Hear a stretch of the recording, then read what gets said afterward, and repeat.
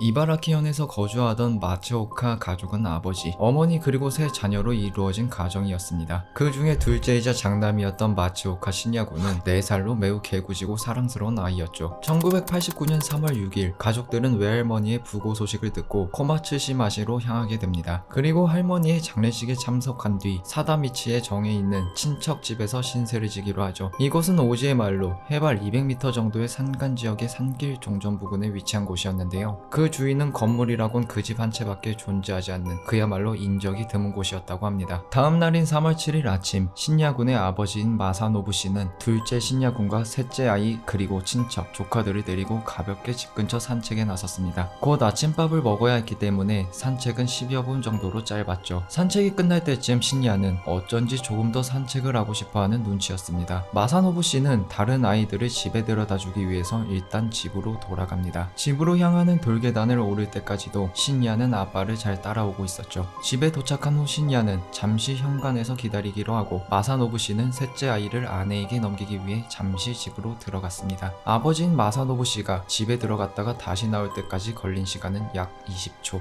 그런데 분명 현관 앞에 서 있어야 할 신야가 보이지 않았습니다. 마사노부 씨가 집에 들어갔다 나온 그 잠깐 사이 그 20초라는 시간 동안 10m 정도의 돌계단이 있는 집에서 아이가 실종되어 버린 것이죠. 마사노부 씨는 혹시 신야가 먼저 계단을 내려가 산책을 하고 있는 건 아닐까 하고 근처를 둘러봤지만 신야는 전혀 보이지 않았습니다. 인적이 드물고 갈 곳이 없는 산간의 마을에서 약 20초 정도의 짧은 시간이라면 먼저 나갔다고 해도 아이의 모습이 분명 보여야 했는데 말이죠. 아이의 실종 소식을 들은 마을 소방대원들도 합세해서 아이를 찾아보지만 마을 어느 곳에서도 신야를 찾지 못합니다. 결국 마츠오카 마사노부 씨는 3월 7일 오전 10시 경찰에 신야의 실종 신고를 하게 되죠. 경찰들은 처음에 납치의 가능성보다 주변 산으로 들어갔을 가능성이 높다고 판단하고 100여 명의 인력을 동원하여 인근 수색을 시작합니다. 그러나 신야의 행방은 찾지 못했고 다음 날에는 수색 인원을 200여 명으로 늘려 대대적으로 산속을 수색하게 되죠. 그렇게 현장 주변을 샅샅이 수색했지만 신야의 흔적은 어디에서도 발견되지 않았습니다. 아버지의 동선대로 추정한 시간은 길게 잡아도 1분. 그 짧은 시간에 10여 미터 가량의 돌계단이 있는 집 현관에서 아이가 사라졌다는 점에서 누군가의 납치라고 보기는 어려운 상황이었습니다. 납치가 가능하려면 범인이 산책하던 가족들의 뒤를 아주 가까이 숨어서 지켜보다가 아주 몰래 가깝게 붙어서 돌계단을 올라왔어야 하고 아이가 비명조차 지르지 않는 것을 보아서 면식범이어야만 가능한 시나리오였죠. 그리고 바로 그곳을 떠날 수 있는 이동수단이 있어야 했습니다. 하지만 이곳은 워낙 작은 마을이었고 신야의 아버지가 바로 뒤따라 나왔을 때 주변에서 어떤 차량도 보지 못했고 차량의 소리조차 듣지 못했죠. 사건 현장에서 100m 정도 떨어진 밭에서 일하던 마을 주민들도 외부에서 들어온 차는 보지 못했다고 증언했죠. 주변에 교통사고 흔적도 없었고 그냥 말 그대로 아이가 처음부터 없었던 것처럼 증발해버린 것입니다. 시간은 계속 흐르고 신야의 행방을 찾을 수가 없었던 가족들은 일단 집으로 돌아가기로 합니다. 그런데 사건 발생 8일째인 3월 16일 도쿠시마의 친척 집으로 한 통의 전화가 걸려옵니다. 친척 집으로 전화를 건 사람은 도쿠시마현 지방의 사투리를 쓰는 여성. 그 여성은 자신의 신야의 누나와 같은 유치원에 다니는 나카하라 마리코의 어머니라고 소개했죠. 그리고 세이케이 유치원 단림반에서 신야의 실종 사건과 관련해 가족들을 위로하려고 위문금을 모았는데 언제 집으로 돌아오느냐의 질문을 던집니다. 전화를 받은 신야의 어머니는 내일 돌아갈 예정이라고 답하고 통화를 끝내게 되죠. 그리고 가족들은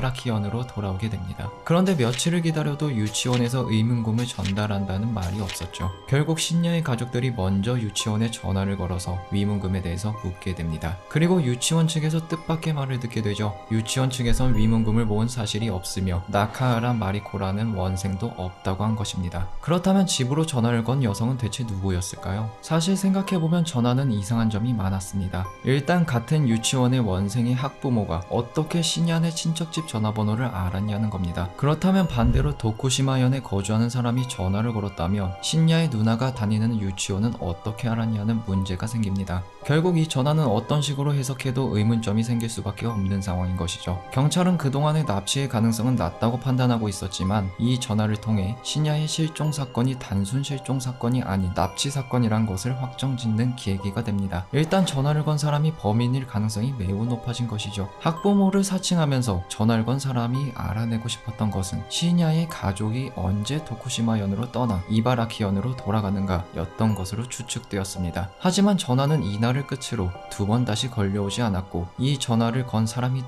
누구인지 어디서 걸려왔는지도 알 수 없는 상황이라 이 사건의 해결책이 되지 못했습니다. 수색은 3개월간 진행이 되었으나 역시 신야는 찾지 못했고 이후 신야의 가족들은 TV에 출연해 범인에게 호소를 하고 전국을 돌아다니며 신야를 찾는 전단지를 배포했지만 끝내 신야는 행방을 찾을 수가 없었습니다. 각종 목격담이 제보되기는 했지만 대부분 신빙성이 없는 허위 제보였죠. 그나마 신빙성 있다고 여겨지는 목격담이 하나 있었는데 바로 신야의 엄마인 케이코 씨의 친구의 목격담이었습니다. 신야가 사라진 다음날 도쿠시마 연의 한 해안가에서 신야와 비슷한 남자아이를 봤다고 증언했는데요. 30대 후반의 남자가 한 아이를 안고 있었는데 부모와 아이라기엔 행동이 부자연스러웠다는 겁니다. 무엇보다 아이의 얼굴이 신야와 많이 닮아 있었던지라 케이코 씨의 친구는 아이의 얼굴을 자세히 보려고 다가갔는데 그 남성이 아이를 숨기듯 근처에 세워둔 흰색 자동차를 타고 급하게 사라졌다는 것이죠. 하지만 이 제보 또한 신야를 찾는 단서로 이어지지는 못했습니다. 그렇게 신야의 행방을 찾지 못하고 시간이 흘러 몇 년 후 일본의 한 프로그램에서 신야의 실종 사건에 대한 방송을 하고 있었습니다. 해당 방송은 신야에 대해 제보를 받고 있었는데 방송 중 저는 카와사키에 사는 땡땡땡이라고 합니다. 제가 신야의 행방을 잘 알고 있어 제보 전화를 드렸습니다. 다만 제 이름이 밝혀져서는 안 되니 익명으로 부탁드립니다. 라며 익명 보장을 요구하는 제보 전화가 오게 됩니다. 이 제보자가 진짜 신야의 행방을 알고 있다면 매우 중요한 단서가 될 수도 있는 상황이었죠. 하지만 남성의 요구는 지켜지지 못했습니다. 당시 프로그램 진행자였던 와타나베 마리가 제보 소식을 듣고 흥분된 말투로 카와사키에 사는 땡땡씨가 사건에 대한 제보를 해주셨습니다. 라고 방송에 남성의 실명을 밝혀버린 것입니다. 결국 남성은 내가 분명 익명으로 해달라고 했는데 내 이름을 밝혔으니 신야에 대해 말해줄 수 없다라며 화를 내며 전화를 끊어버렸죠. 당황했던 진행자는 남성에게 가족의 심정을 헤아려 달라며 다시 전화 줄 것을 간청했지만 끝내 전화는 걸려오지 않았습니다. 사람들은 제보의 내용이 확실치 않고 그 사람이 거짓말을 하는 것일지도 모른다는 반응을 보였지만 자신의 본명이 밝혀진 것에 대해 민감하게 반응하는 것을 봐서는 그 제보자가 진짜 무언가 알고 있었던 사람일지도 모른다는 의견이 많았습니다. 그 후 또 시간이 흘러 2018년 1월 31일 일본의 실종자 특집 프로그램에 한 남성이 출연합니다. 남성은 자신을 25세 와다 류토라고 소개했죠. 그런데 방송에 나온 이 남성 와다 류토는 묘하게 신야와 닮아 있었습니다. 이 남성은 4살 때부터 21살까지 모르는 아저씨에게 17년간 감금이 되었다가 도망쳤다고 말했죠. 이 남성의 나이는 25살이어서 신야의 나이가 맞지는 않았지만 외모가 닮았다는 점, 기억 상실이 있었다는 점, 그리고 4살 때 납치되었다는 점 때문에 혹시 신야가 아니냐는 의문점들이 나왔고 결국 신야의 부모님과 이 남성 DNA 검사를 진행하게 됩니다. 많은 사람들이 부디 신야가 맞기를 바랬지만 아쉽게도 신야의 아버지인 마츠오카 마사노부 씨가 페이스북 계정으로 검사 결과가 친자가 아닌 것으로 나왔다고 밝혔죠. 결국 많은 사람들의 염원 속에서도 여전히 신야의 행방불명인 상태로 남아있게 된 것입니다. 집 앞 현관 앞에서 20초 만에 사라진 마츠오카 신야. 이 실종 사건은 수많은 의문점을 남긴 채 일본 3대 어린이 실종 사건으로 불리며 아직까지 미제 사건으로 남아있습니다. 도대체 그날 신야에게는 무슨 일이 있었던 것일까요? 신야는 어디로 가버린 것일까요? 여우의 미스테리한 이야기